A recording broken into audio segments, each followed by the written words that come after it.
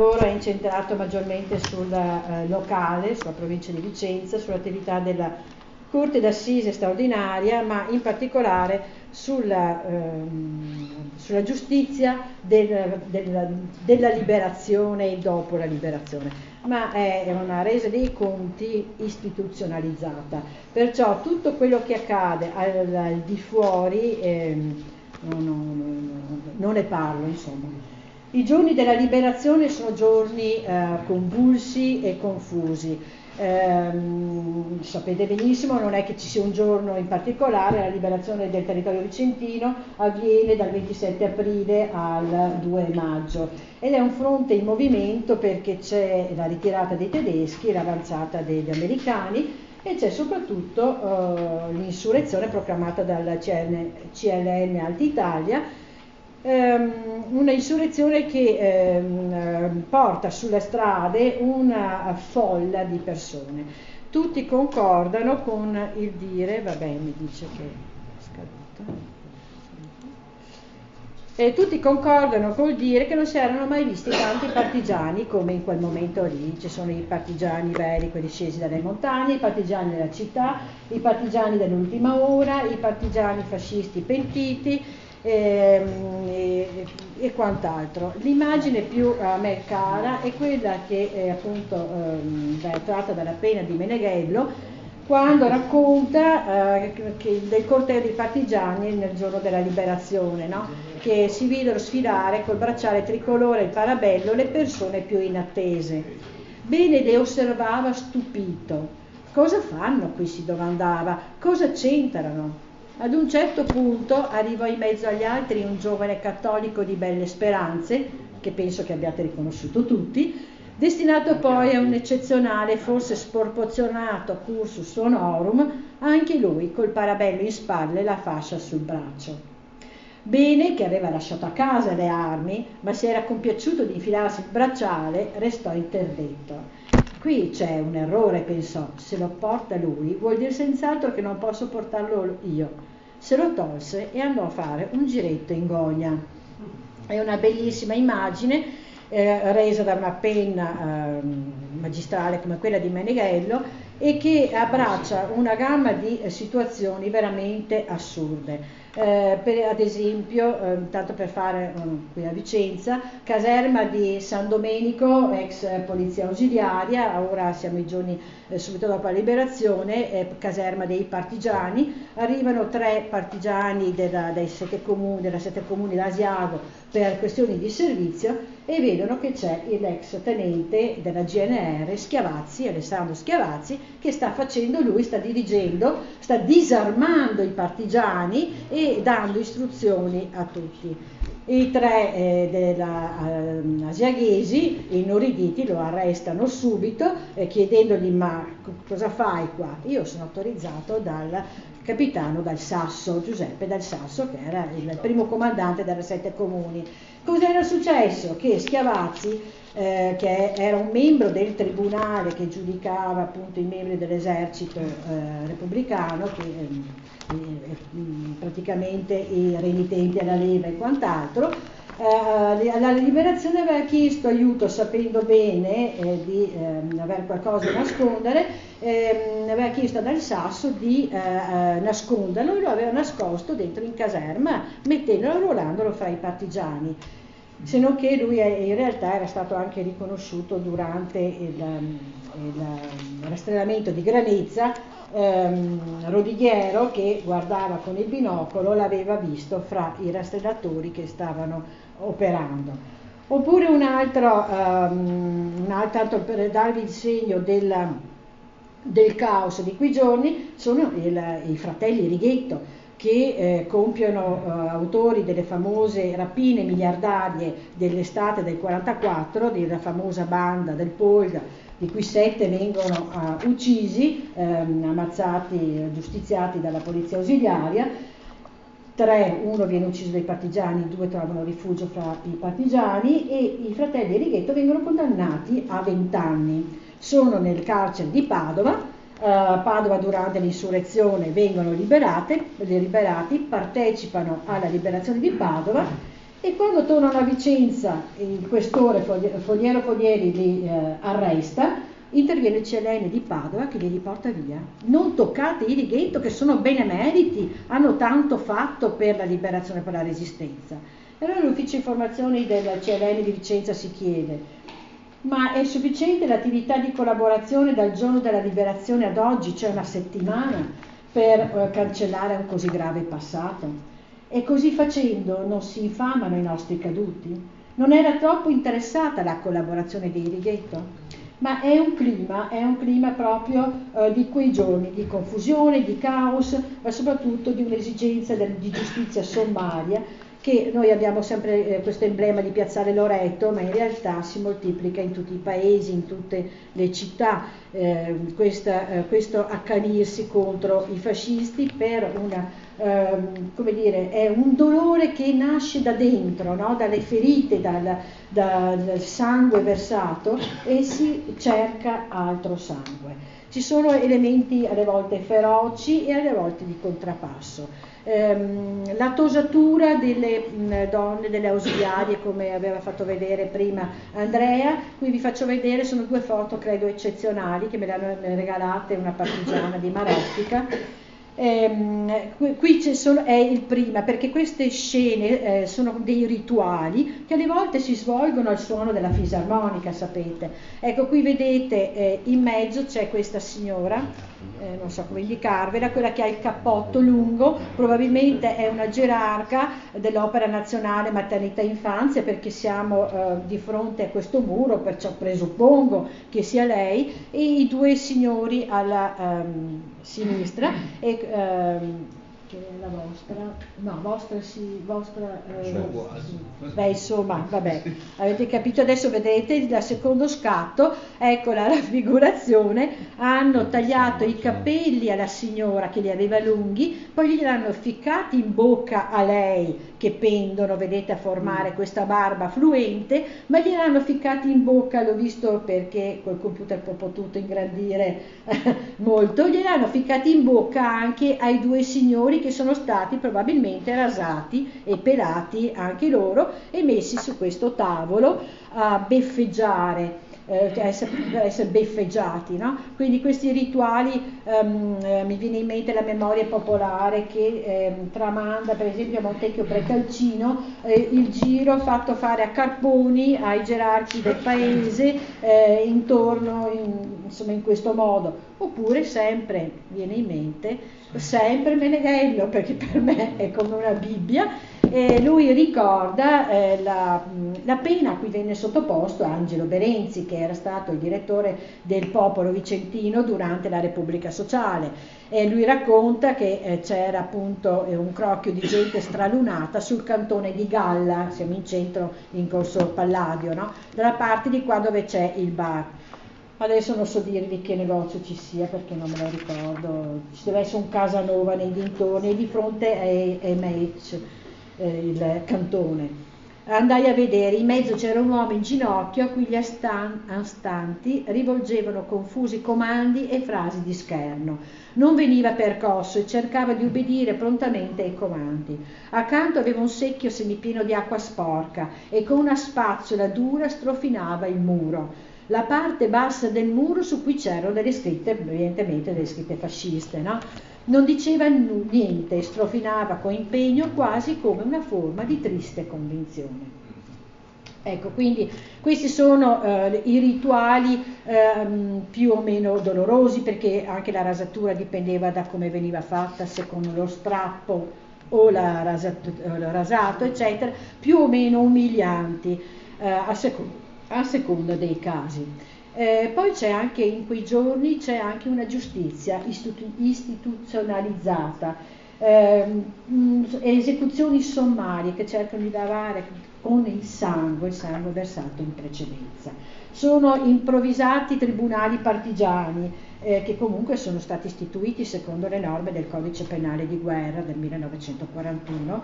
Sono tribunali legali, Poi sulla qualità della loro giustizia io ho tante riserve. Questo che vi faccio vedere, io ne sono a conoscenza solo di 2 processi. Questo Tribunale Militare di Guerra della Brigata Martiri di Grancona, qui vedete in piazza Lunigo.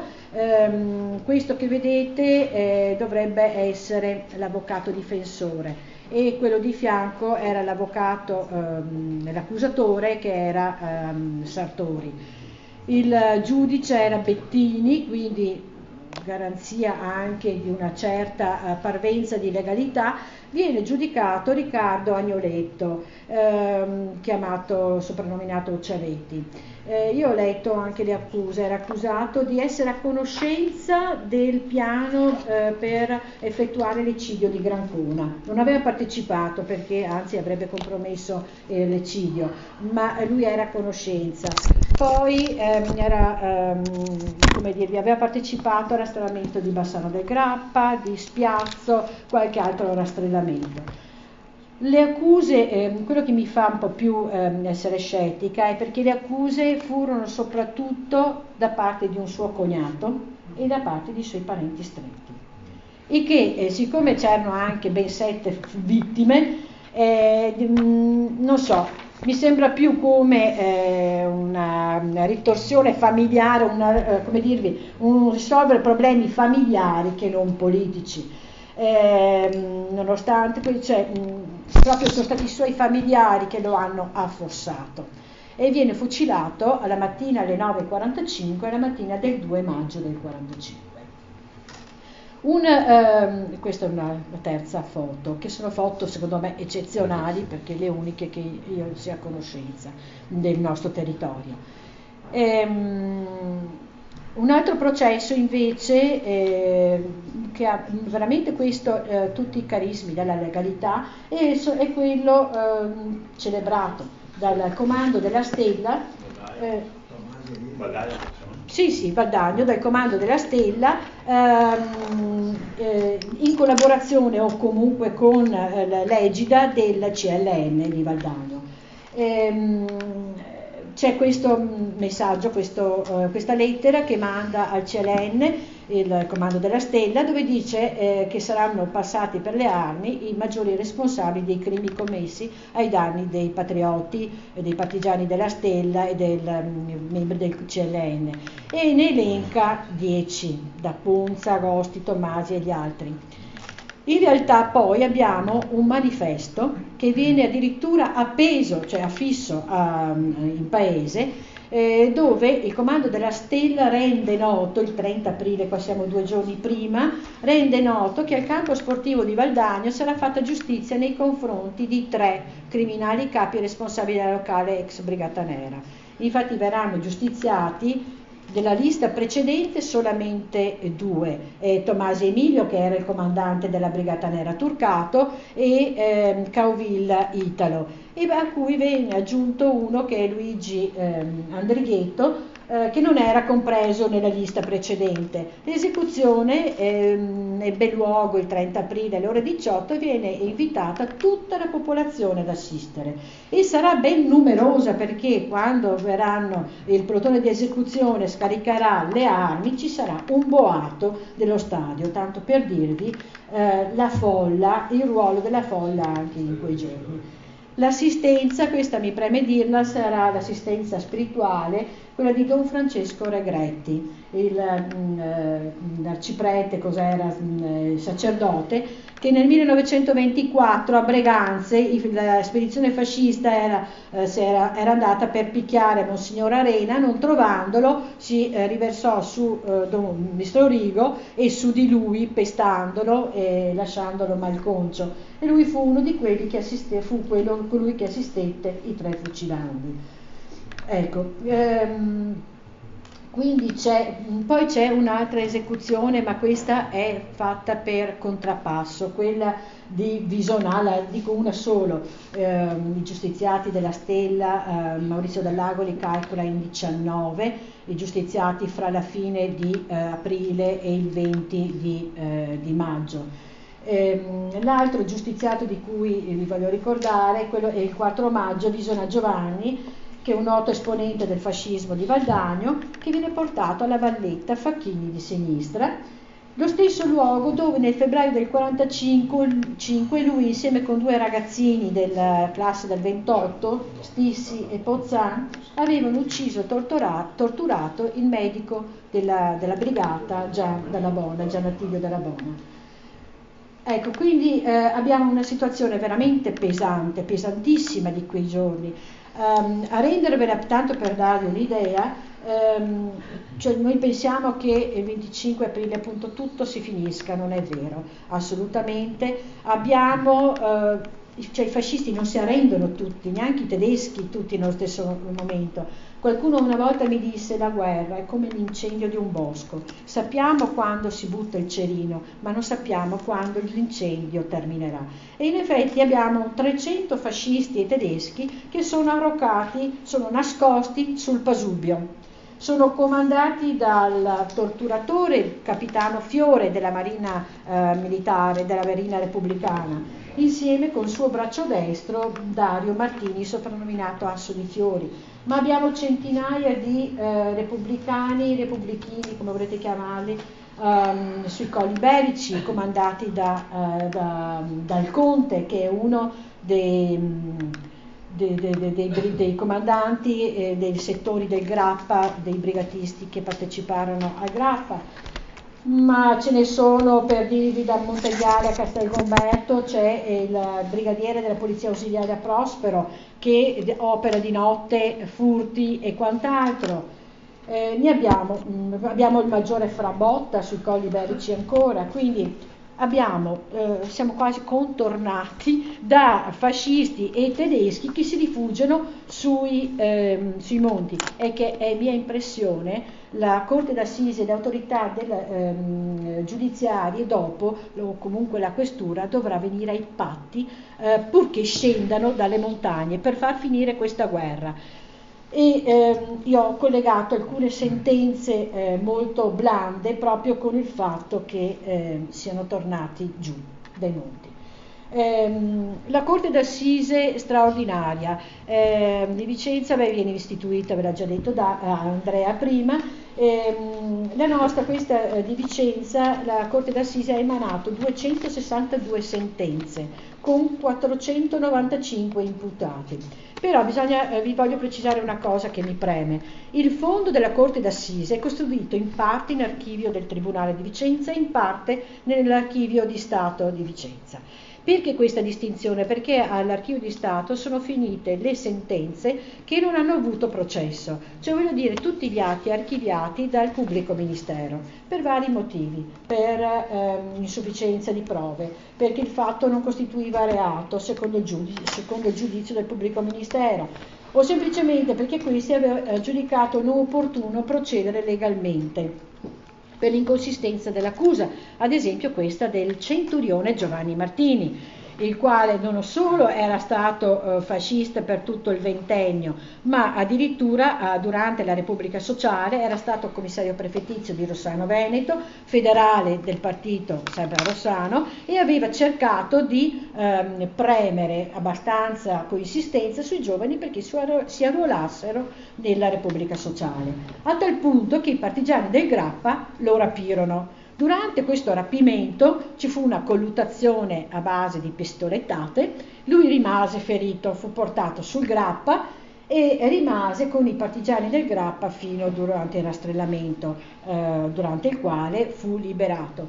Ecco, lui non tornò a casa e si nascose, non denunciò mai nessuno dei partigiani del Grappa e neppure le famiglie dei partigiani. Per questo motivo, nonostante le accuse, il giudice istruttore emette un provvedimento di archiviazione perché ritenne la denunzia presentata adesso non leggo più, non sufficientemente giustificata praticamente. Ecco.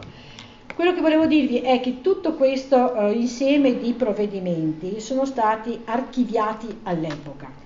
Noi dopo 75 anni non possiamo riprenderli in mano e tirar fuori quello che è stato fatto per ricelebrare un altro processo, a meno che non siamo in possesso di un documento che sconfessa in modo, come dirvi, plateale quello che ha fatto il magistrato dell'epoca. Noi storici dobbiamo prendere atto di questo e al limite commentare, ma non possiamo ricelebrare dei processi che solo i protagonisti dell'epoca ne presero atto.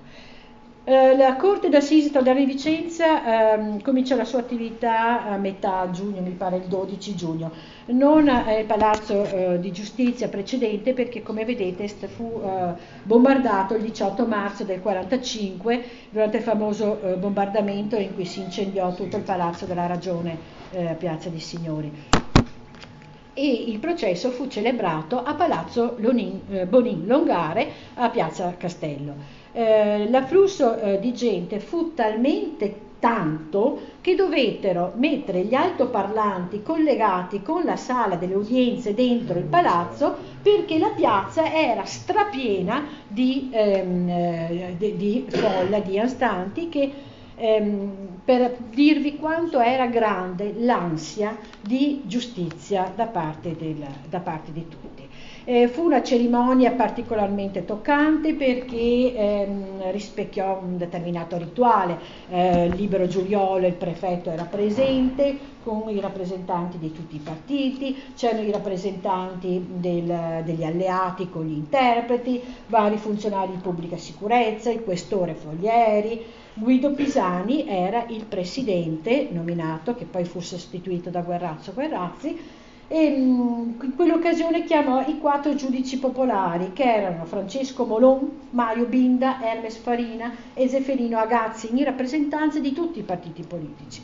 E Pisani raccomandò a loro la serietà, perché erano chiamati a un compito ben difficile. Poi prese la parola Ettore Gallo e Mario Bernardini per l'ufficio del procuratore, e Edoardo Tricarico in rappresentanza degli avvocati.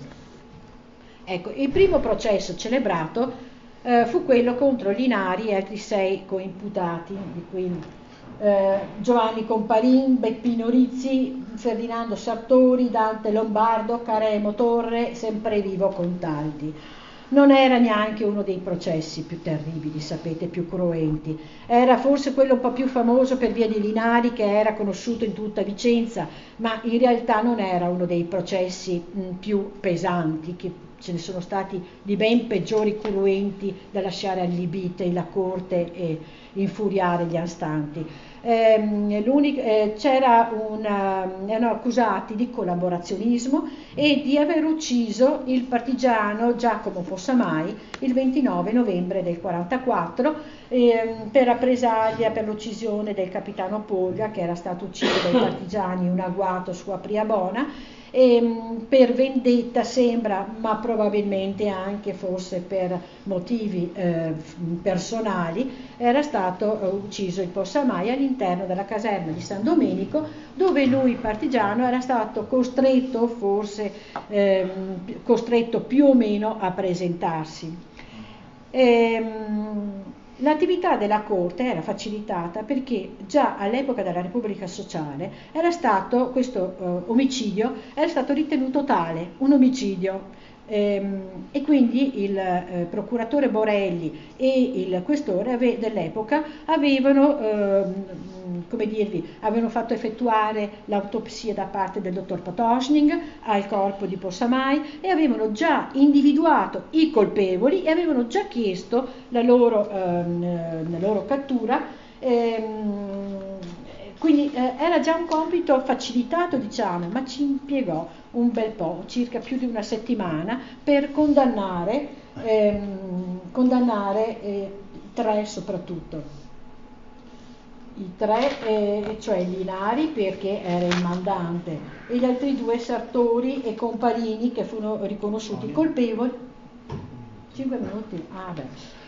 Quello che volevo dirvi è che furono condannati alla pena di morte, 2 30 anni linari, gli altri furono a 15 a 20 anni, poi c'era l'iter della sentenza che si arriva alla loro riabilitazione negli anni 80, perché la sentenza venne cassata dalla Corte di Cassazione, il processo venne rifatto dalla Corte d'Assise straordinaria di Treviso che ripeté la condanna, eliminò solamente la condanna a morte, ma questo operato della Corte di Cassazione, che rese quasi vano l'operato della Corte d'Assise di Vicenza, creò uno stato, come dirvi, una amarezza profonda nella società vicentina e anche italiana, perché l'operato è abbastanza simile.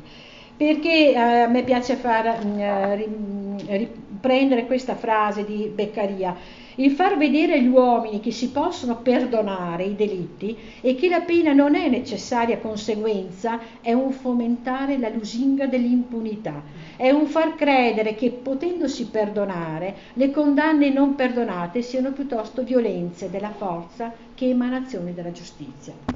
Quindi questa attività delle corti d'assise venne frantumata dalla Corte di Cassazione che operò, perché ricordavo prima ad Andrea, la Corte d'Assise straordinaria di Vicenza emanò 29 sentenze di condanne a morte, nessuna fu eseguita, ma fu molto severa nelle sue sentenze. Ma si scontrò, per esempio, uno dei problemi con i quali si scontrò subito la Corte d'Assise di Vicenza fu per esempio Antonio Franceschini, il vecchio podestà di Vicenza. Era stato fascista, uno dei primi. Fate conto che nel 22, una settimana prima della presa di Roma da parte di Mussolini, defenestrò i componenti socialisti della nostra giunta municipale, e subentrò una municipalità, una giunta violenta di fascisti, quindi era un acceso fascista. Lui dopo però, con il 43, come avvocato era diventato anche anziano, si ritirò, ma anzi quando cominciarono gli arresti dei nostri partigiani, dei cittadini, e cominciarono le torture da parte del Maggiore Carità, da parte dei lupi della GNR, i partigiani, soprattutto Gino Cerchi, Mariano Rossi, ma anche le donne partigiane, mi ricordo Maria Gaglio, la Daffan, si rivolsero a lui per aiuto e lui li aiutò. Lui ricorse, mandò un esposto a Mussolini e insieme, non da solo, con il vescovo e con Alfonso Borelli cercò di cessarono le torture, anzi furono arrestati i 5 maggiori torturatori. E quindi creò comunque come dirvi, stupore, però contenuto, il rilascio di Franceschini. Quello che creò scompiglio in città e sulla stampa veramente fu la scarcerazione di Nino Dolfin. Nino Dolfin, un fascista rampante, che qua vedete io un paio di immagini del 1933, fascista rampante, definito fascista, un giovane rampante da Franzina. Lui operò fino alla fine, lui era il segretario particolare di Mussolini fino al marzo del 44, quindi lui aveva tutto un passato di cui rispondere, ma non avendo delle denunce specifiche furono costretti a rilasciarlo. Visto che allora taglio tanto, vi voglio solo dire questo che mi preme. Nonostante l'attività della Corte d'Assise sia stata fortemente limitata dalla Corte di Cassazione, secondo me l'attività diede delle lezioni di civiltà alla nostra, almeno a coloro che parteciparono, a coloro che lessero gli atti processuali. Cercò di dare delle lezioni in fatto di stabilire proprio il carattere collaborazionista del regime di Salò, senza se e senza ma. Precisò la illegittimità dei tribunali di guerra che ordinarono le rappresaglie ai plotoni di esecuzione. come l'illegalità della rappresaglia stessa, affermando l'esistenza dell'elemento morale. Cioè dicevano le sentenze, non doveva mai venir meno il libero arbitrio degli uomini. E soprattutto, infatti, una cosa che a me ha stupito, la Corte affermò il dovere della disubbidienza davanti a un ordine palesemente illegittimo. L'imputato aveva il dovere di disubbidire. Viene affermato in maniera così categorica che sono rimasta stupita, e quindi mi sono detta, in ogni caso, anche se viene, se è stata purtroppo delimitata e come dire, decurtata nei suoi giudizi dalla Corte di Cassazione, il suo operato è stato, secondo mio parere, eccellente. Mi fermo qua.